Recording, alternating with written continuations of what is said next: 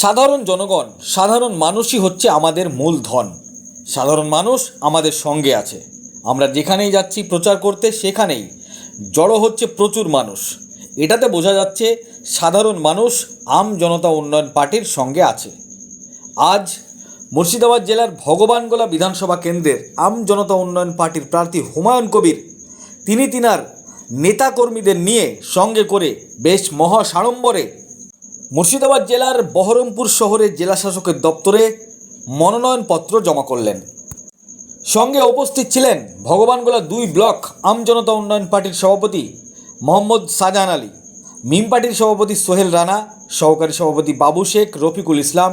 এছাড়াও আম জনতা পার্টির নেতা কর্মীগণ উপস্থিত ছিলেন। এ বিষয়ে কি বলেছেন বিস্তারিত শোনাবো আপনাদের। এই ভিডিওটি যারা দেখছেন, ভিডিওটি শেয়ার করবেন, চ্যানেলটি লাইক করবেন আর সাবস্ক্রাইব করবেন।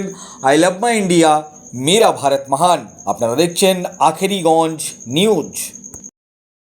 উন্নয়ন পার্টির পক্ষ থেকে ভগবানগোলা বিধানসভার ক্যান্ডিডেট, আজকে আপনি মনোনয়নপত্র জমা দিতে যাচ্ছেন। কেমন মানুষের সাড়া পেয়েছেন এবং ভোট প্রচারে গিয়ে আগামীতে জেতার ব্যাপারে কতটা আশাবাদী? দেখুন, আপনাদের চ্যানেলকে প্রথমে ধন্যবাদ জানাই।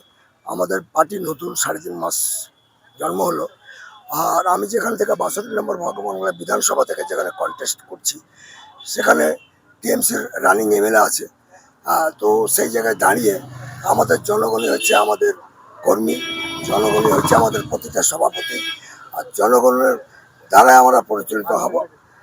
তো জনগণ আমাদের সঙ্গে আছে, সারা আম জনতার পার্টির খুব ভালো আছে।